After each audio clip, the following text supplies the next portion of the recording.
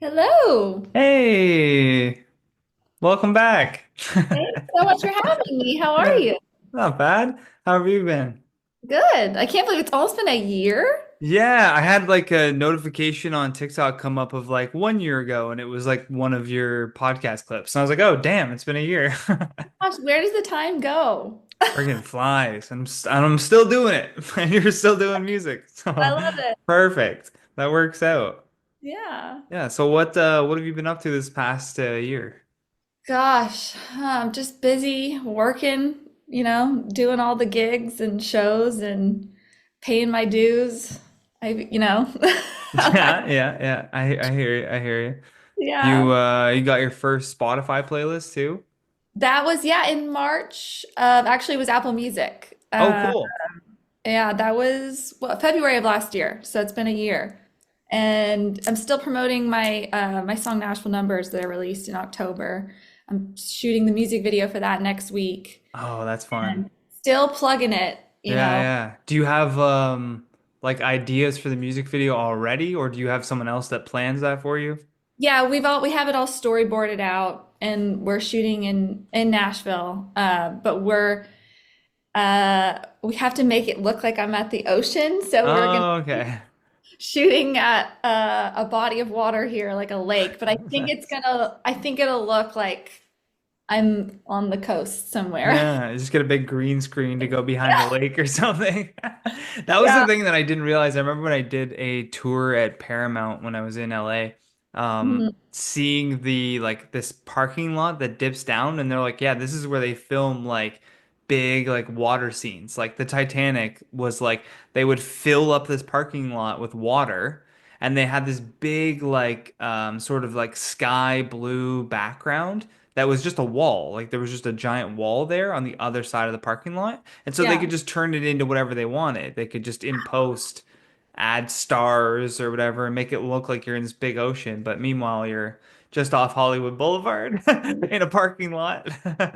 That's so crazy. So I cool. was, Rob Lowe has his own podcast Oh, cool. and he had on Adam Scott recently. I don't know if you saw this clip or not, but I No. think it's going pretty viral.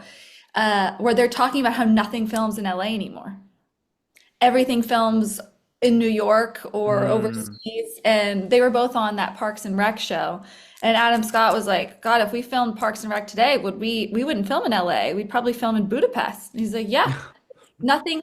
It is so expensive to film in LA now." Yeah, that's what I keep hearing. Like, I keep hearing that just because the taxes there are insanely high. And then the other thing is regulations. Like, there's so many regulations. Bill Maher was just complaining on his show that he's wanted to put like solar panels up, and it's been 3 years since he put in the request, and they still haven't put them up. And he's like, they have to send inspectors by to look at my roof. And he's like, it's my roof. If it caves in, like, that's my responsibility. Like I'm trying to, help with energy and like, I'm all about the climate change Yeah. movement and, and they're just blocking it. You can't like you it's like impossible to get anything done. All this red Yeah. tape. And yeah, I mean I lived there for many years and when I lived there it was I don't know, it was very different. Like it was Mm. fun and it was like the coolest place to be in the world. And now it's just sad. Like a lot of people are moving. I mean, I live in Nashville now, which I love. I love it here. And I'm closer to New York, which is nice. But where are Yeah, you again? totally. I'm You in in Ottawa, Canada. you're in Canada. Okay, cool. Yeah. Um, yeah, I've never been to Canada. No way. Yeah, I've Yeah, always wanted to country go. music is actually like pretty big in a lot of the like, well, obviously like the rural parts of Canada. So like all of the like I think Mark Taylor, I had him on the podcast and he was talking about how he did like a little run in Canada and he named off these places. I was like, yeah, they're gonna love you for sure. Yeah. Like in Oshawa, it's like a city, like it's a pretty big city, but they have like a huge country bar there. Oh, that's Like awesome. it's really like popular and it's a cool spot too because it's like it has the lowered dance floor. So like you have all the bars up top and there's like pool tables in the back and then it lowers down to a dance floor, but then there's a higher stage. So it's like perfect for a band to like play down into this like dance floor while there's people in the distance like hanging out at the bar. Like it's really cool setup. It's fun. I think it's called like the Corral or something. Oh, I love that. Yeah, yeah, yeah. You could easily do a Canada Oh, run. I would love to do that. Sign Yeah. me up. I'm dying. Especially I'm all of dying. those like small, I'm just thinking of like all those small towns where there's like nothing going on. Mhm. Like in my hometown of Brockville, um, which actually was apparently modeled after Ontario, California. Oh, Funny enough. And they filmed like a Netflix Christmas movie there, and that like made the news. Like really? people were like Joe Trugliago or whatever, however you pronounce his name, and Yeah, Chris Robinson are like walking around downtown and like because that's like awesome. nothing happened. So Yeah. yeah, you bring entertainment in, and everybody's like, this is crazy.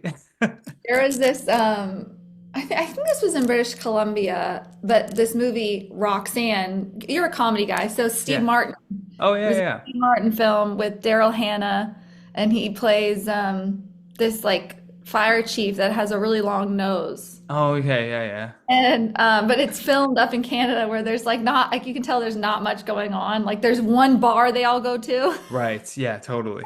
but it's really pretty, like the greenery and Yeah. And a lot gets filmed in BC, and I think a lot gets filmed in Canada because there's just so low regulation when it comes to that stuff. I mean, it's as simple as, you contact the city and get a permit and they shut down an entire block for you. yeah, And now you have this whole block that you can just film on for the day. yeah. Whereas in LA, oh my God, could you imagine trying to like shut down like Melrose or something? Like God, not a chance. no way.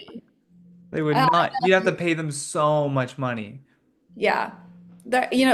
I filmed a movie up in Portland, Oregon. I'm from Oregon, so we filmed kind of where I'm from. But yeah, it was even up there, it was just pretty easy. We just call and we could just shoot at kind of wherever you want. You just got a camera and we had a very small crew and really low Yeah. budget, so we didn't have a lot to work with. But like outside of LA, people are like, "Yeah, I'll help, oh, come film at our coffee shop." Oh, for sure. Like Yeah. and no one bats an eye. Are you still like while you're pursuing like music, are you still interested in the acting world? Is that like passion or art sort of Yeah. still draw you? Okay. Yeah, I still audition a lot, working on developing my own projects too. It's a tough, obviously it's a tough business, but yeah, I get asked that question a lot. Like I get asked the question of, oh, do you like want acting or music better? Yeah, And it's yeah. that kind of question, how I always answer it is they are the same thing.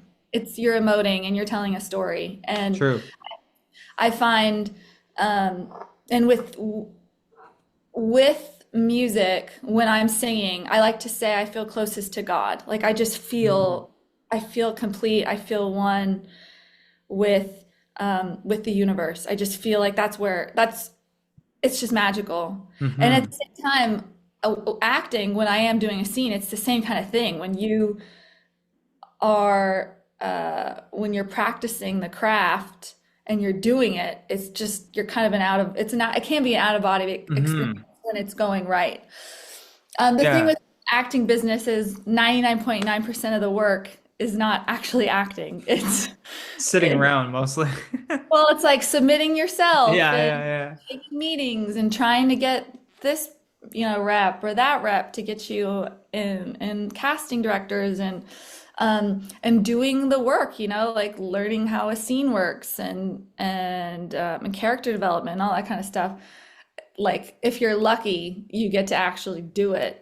And you know, um, but yeah, I find acting and singing both feed each other, and it's the same. To me, it's the same Yeah, because even when you're on stage, like you, as performances go, you want to be able to emote like a process. certain way, and it's not, sort of reasonable to say that you're going to be feeling that way every single time. You might be have a song in your set list that's like relatively happy, but maybe you're feeling sort of down that day. So acting can kind of play into that performance aspect of like, okay, let me turn it on because this is who we're here for. This is what we're meant to do. And so, not saying that you always have to like push through, but sometimes you have to really improvise with like your emotions, right? I couldn't have said it better myself.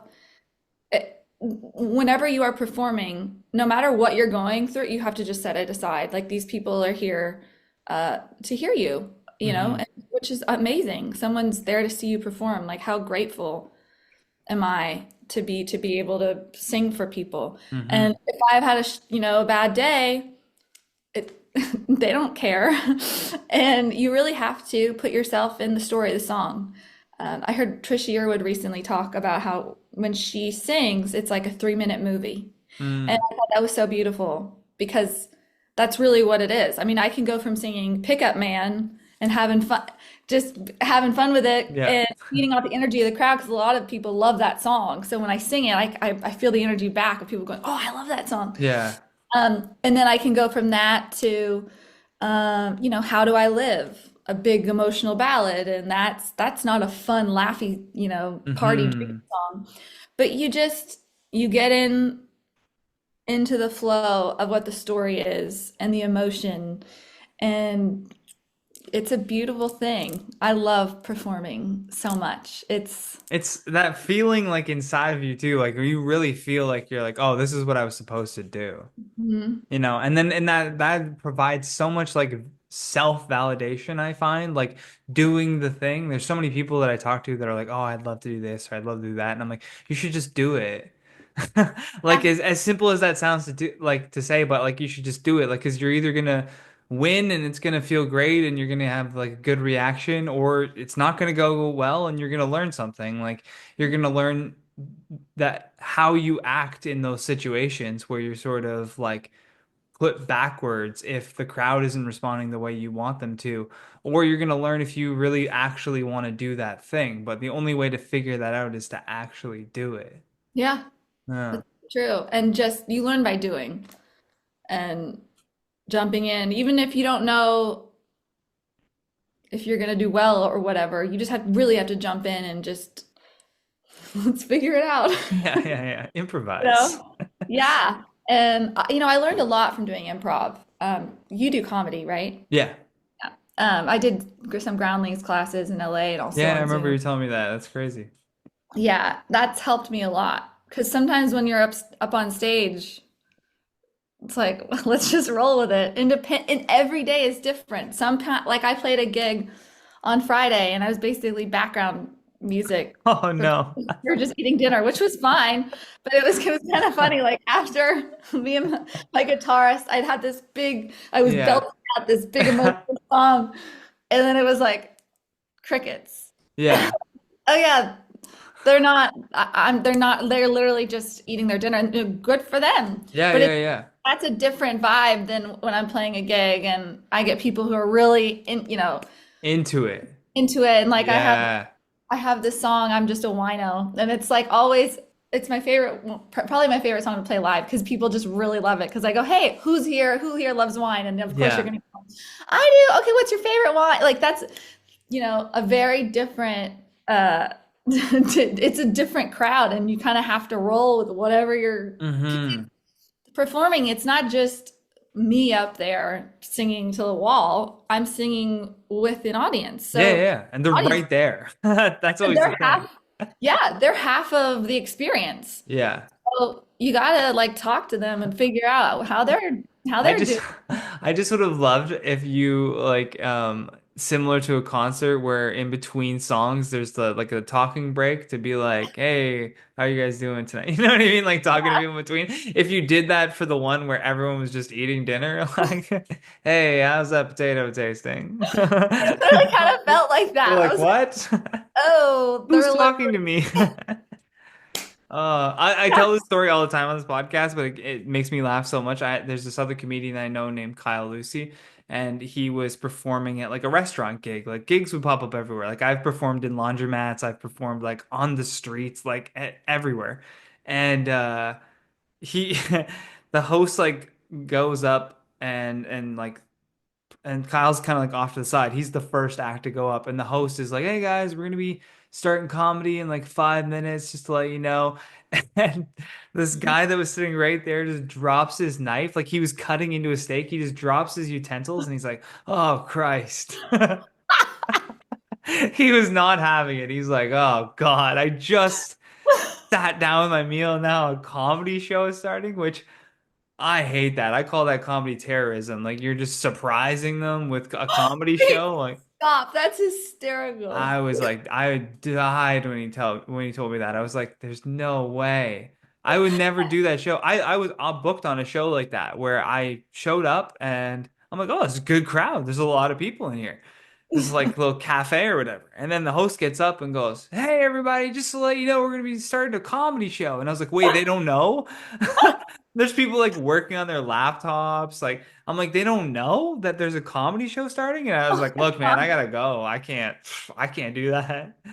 I'm not gonna bare my soul to these people with my, toilet humor just for them to be roll their eyes like for That is no money, for no money. hysterical. Yeah. So it's like, fuck. Sometimes you just have to pick your battles. Like, Yeah. it's almost better to just go home and try to write something. Yeah, I know. It's, oh my God, that's so funny. Because you can't do it in a vacuum. Like I listen to Joe No, Rogan sometimes and he talks about that. He's like, you literally, you can't you just sit need at an home by audience. yourself. Yeah, you need on because you need to know what works, what doesn't. You might think you have the best joke in the world and you go and no one thinks it's funny. Oh my That's how God. you get better. Yeah, yeah, yeah. And doing it over and over and over again, like you just start to build a natural, like I know this is going to be funny because this sort of thing has worked before. And usually most of the time you are right, but there maybe is like fat that needs to be trimmed from, Yeah. there's too many words or there's too many like tags to the whatever Yes. joke. Maybe the premise is too long. It takes you too long to get to your first laugh. But for the most part, the joke is funny. Yeah. Yeah, yeah. I think Yeah. it's very rarely now that I take something new to the stage where it doesn't at least get a laugh like here or there. Yeah. And then it's like, okay, now I just need to tighten it up.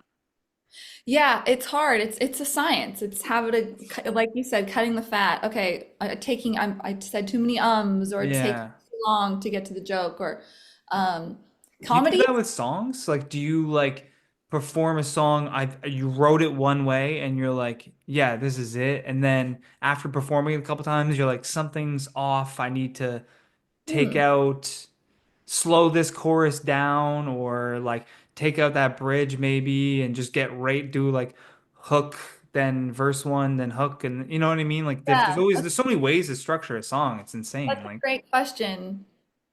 In my experience, no. I've always made sure the song works before I've played it out. mm, And a couple times, like on TikTok, if I have an idea, I'm like, oh, I'm just gonna mess around and upload that.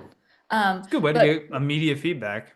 yeah, but performing a song live, no, I make sure it's a cohesive, because songwriting, you really don't have any, uh, w when you're creating the product, the song, a Hmm. lot goes into making sure there is no fat that needs to be Right. cut, that the bridge literally, like, it works because this it's nuanced in a way where it's just like a puzzle piece. I Right. guess that's kind of how I would describe songwriting a lot of the times is it's puzzle piecing and making sure each piece fits in its perfect spot.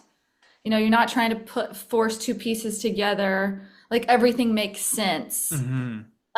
Yeah, before I will play a song live. With that being said, um, when the song is written, in terms of how it's performed, that can change. Like I Mm. have like the demo of a song, right? You have it done. That's Right. kind of close to when you wrote the song. But then when you perform it out, then yeah, oh, I notice I'll perform things a little bit different. Like in from another example of the song "Wino," I'm just a wino. The I play it differently than, well, that's out of necessity. I play it differently because I'm not a great guitarist. So I had to learn Hmm. it the most simple way. So I play it a little differently live than it is on the record. But I do notice I'll hold out on certain things like Chardonnay or Cabernet. Lord, I don't discriminate. Each has its own personality, and I'll kind of throw it, I'll hang it out, play it a little bit different so that they seem to hang on to Right. certain words. So It's stylistically, different from the recording. Yeah. it is a little bit, and Okay. it, I think people like.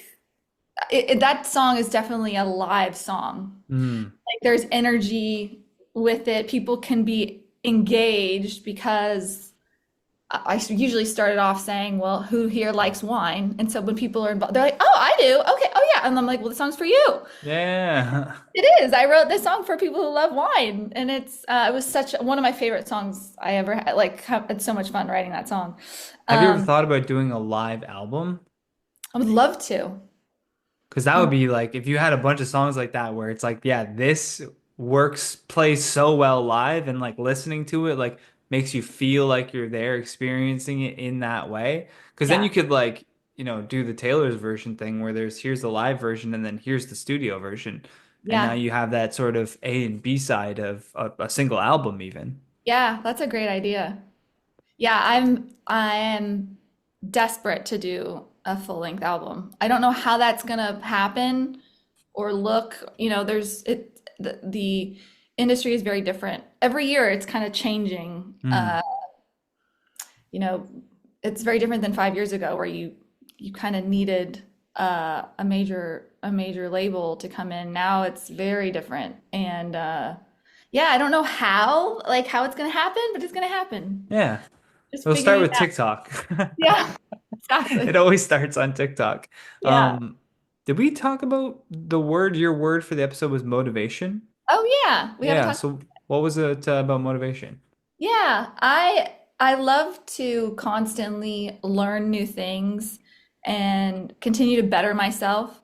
And so I liked the word motivation just because I think it's such a positive notion in getting up every morning and trying to be the best person you can be and to be the most humble person you can be and put, one foot in front of the other and just to keep learning. That's I think the crux of that word for me is just to really keep getting better at everything I'm working hard at with playing guitar. Every day I get a little bit better because I put in the time and just to continue doing that. And I want to consistently get to be a better singer and a better storyteller, a better writer.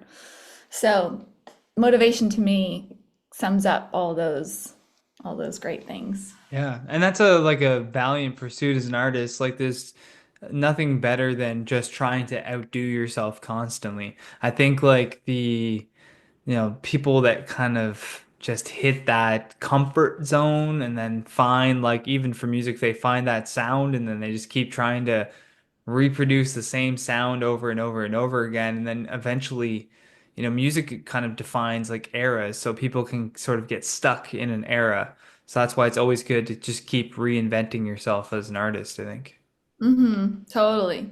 Yeah. Yeah, I'm obsessed with learning everything. I just want to keep getting better and trying different things and uh, not being afraid to fail. That's one thing I had to learn. I think when I was younger, I was very much more of a perfectionist, where Mm. if I wasn't great at something, I wouldn't pursue it.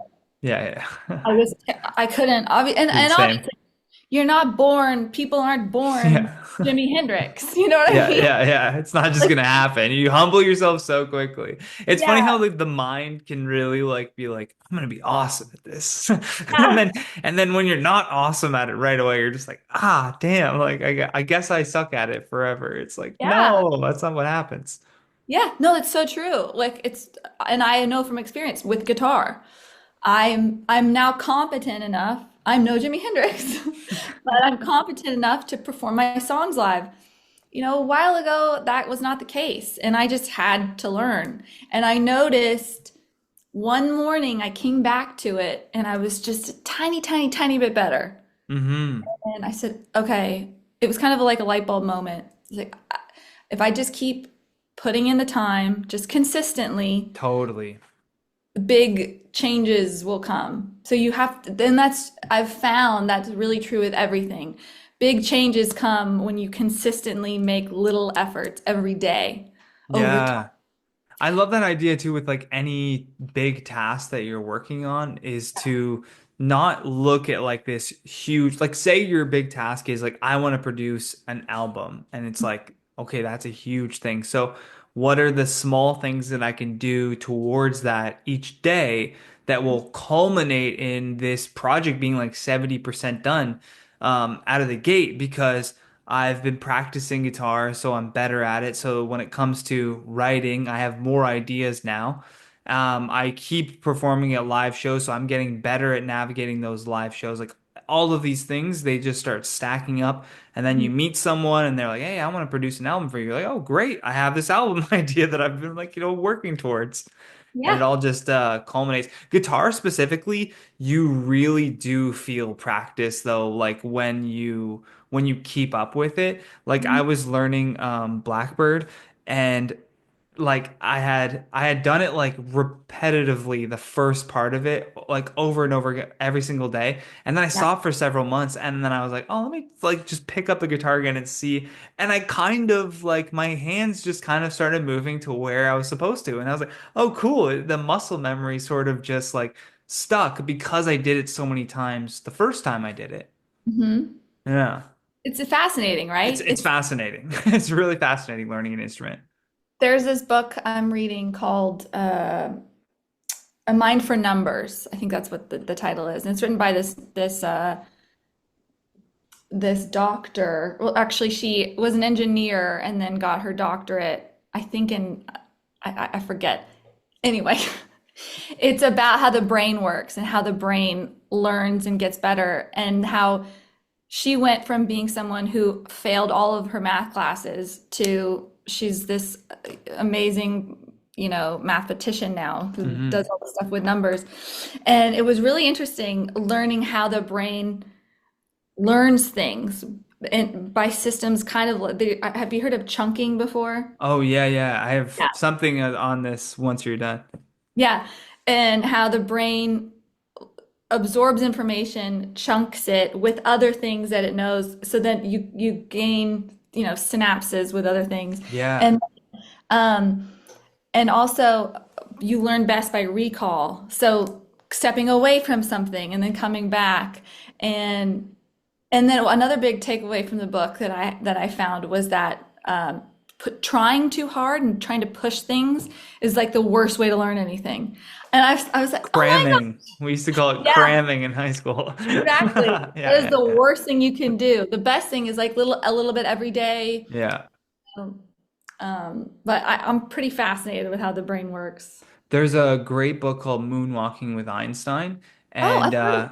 it's really good. So this guy he like goes to like chess masters, and he like interviewed a bunch of chess masters, and then he found out about these things called like the memory Olympics.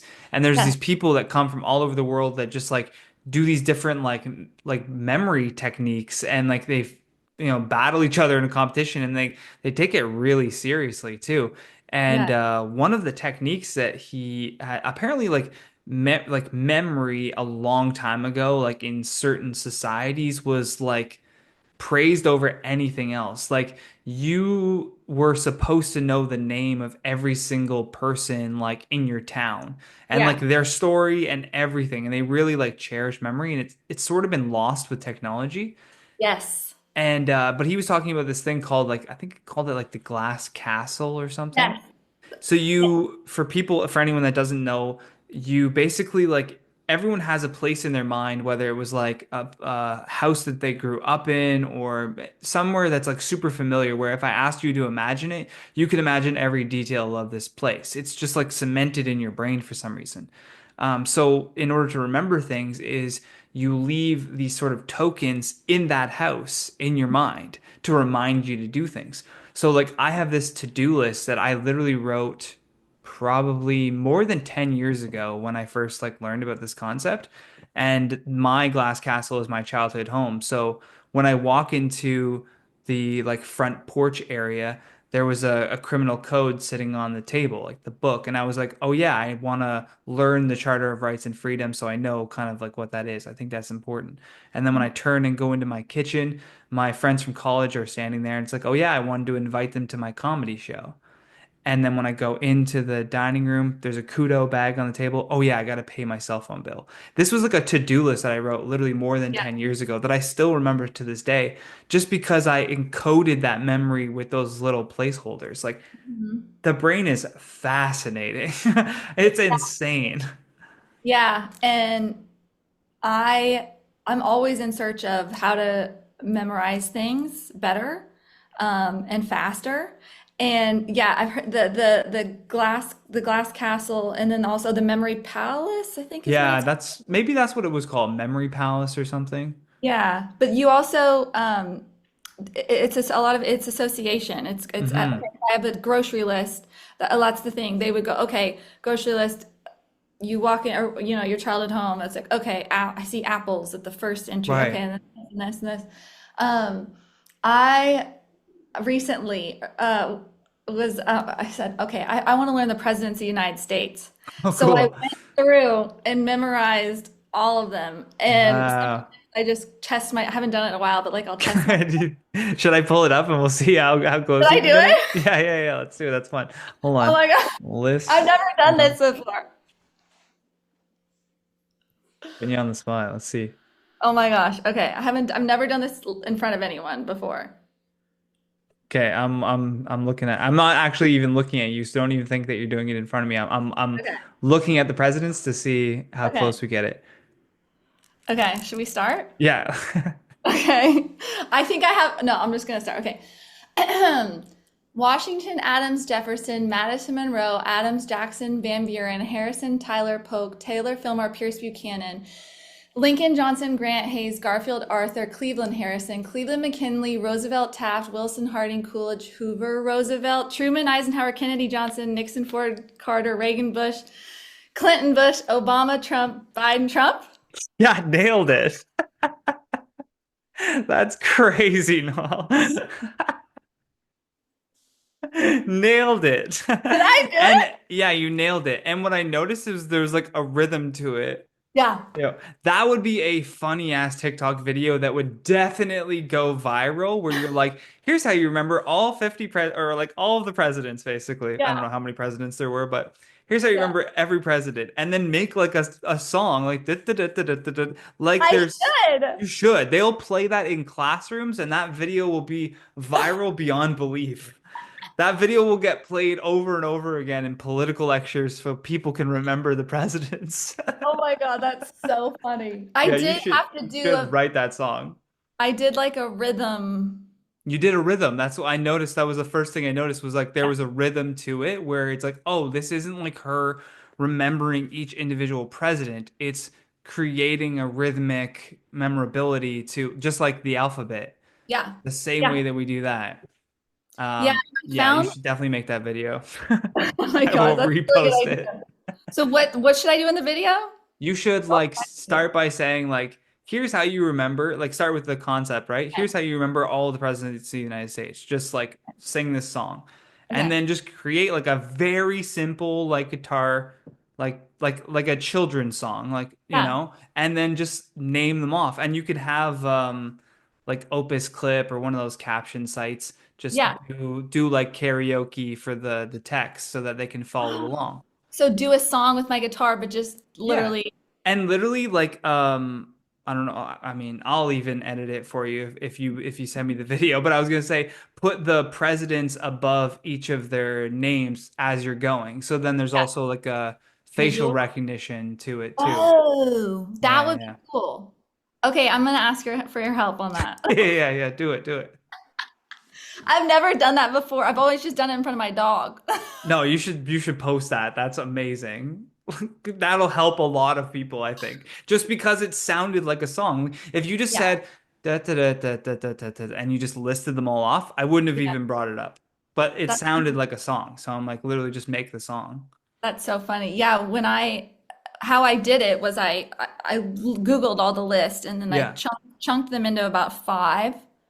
And then Into like bars of a verse. yeah. Yeah, yeah, yeah. And then some of them like some of them they're so fast that I just like, okay, get through Right. it. Get through it. And it I will say doing it backwards, I have not been able to do that yet. I think I did it once, but it took me a long time. It was like, Yeah, it's almost better to go start to end. Though I yeah, will say the funniest at the end is saying Trump, Biden, and Trump. Trump. I know. Like it's just a funny like da, da, da, da, da. Yeah, Trump, and here we Biden, are. Trump. I know, Like yeah, right? you could find a funny way to like even end it too. Yeah. You're not like you're getting more tired as the song goes on, and then maybe you perk up an Obama, like The Obama, mama. Trump, Biden, Trump. Yeah. Yeah, yeah, yeah. There's Oh my something funny that you could do for like, Clinton. Like, God. there's different, spots that you could do for sure. Yeah. Yeah, spend It, some time with it. But if you send me the video, I'll yeah. like pop in each of the presidents above it. That's so funny. Okay. And then, and you can tell me, no, Noel, do it this way or whatever. And I'll, Yeah, sure, sure, sure. I'm I'll give terrible. it I'm like, a glance over for sure. you're like, Noel, this is really boring, or like, you need to speed this up or Yeah, something. yeah, yeah. Take out this long intro that you're doing for whatever Yeah, reason. exactly. Yeah. What's the story behind Nashville Numbers? Because that's your like current Yes. project that you're pushing. So we should talk about that Yeah. a little bit. Yeah. I'm really excited about this song. I had the name in my hookbook for a while. I didn't really know what the story was going to be yet, but I had a co-write book with Steve O'Brien, who wrote Rock My World, Little Country Girl, among many other hits. And I had a feeling I wanted to come in prepared because he is such a revered writer. So I wanted to come in and to have something to offer, but I also thought he would get it, being a writer in town for so long. Because the Nashville number, well, I'll get to that in a second. But so I Mhm. brought the idea into him. I said, here's the title. And he goes, oh, he perked up. And then I said, here's the other thing. Morgan Wallen just released his album and this song, Dangerous, and this song he has on it is called Tennessee Numbers. Mm. His head, so Steve's head, go, okay, let's listen to the song. And he said, what we could do is write this as an answer to his song, kind of like Kitty Wells did with Honky Tonk Angels. Right. Oh, that's a great idea. Okay. So I had talking about guitar earlier. The one of the ways I learned guitar was through the Nashville Numbers system. Are you familiar with that? No. Heard of it?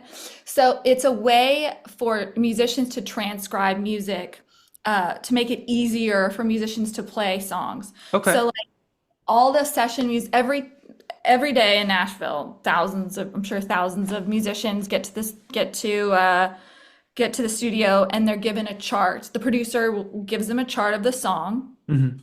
and then they just they're so talented. All these session musicians, they just play the song right away. And how they do that is they're given a chart with a piece of paper, and it's just the title of the song, and then the key signature, and then it's broken down in basically Roman numerals from 1 to 7 Okay. is chord. There's numbers 1 through 8 is the octave, but it's 1 through 7 technically. And so, for example, most popular songs use the chord progression of 1 6 4 5, Okay. which means if it's the key of C, C is going to be your one, and then the six, it's count my fingers, C, D, E, F, G, A. So the six is going to be, I think, your A minor, and then you have your two other chords.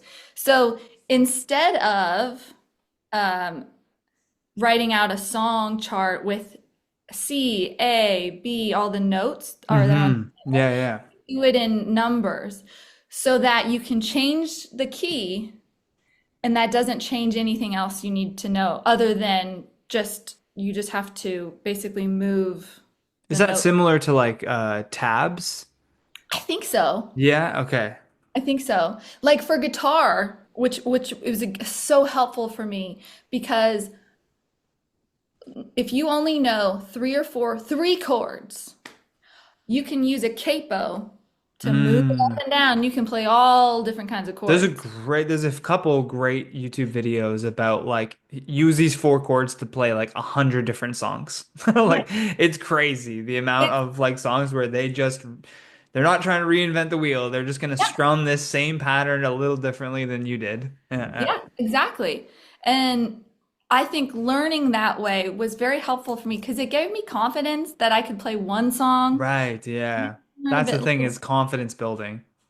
Yeah, and confidence and competence. Like, okay, I'm able to do this, and then you can build on that and learn Mm. more complex chords.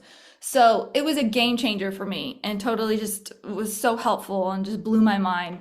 So like I said earlier, I had the title, and then Morgan Wallen came out with his song Tennessee Numbers. So what we did was we crafted the story that this girl was going through a breakup, and in order to get over this guy, she needed to get out of town, out of Nashville. Hmm. And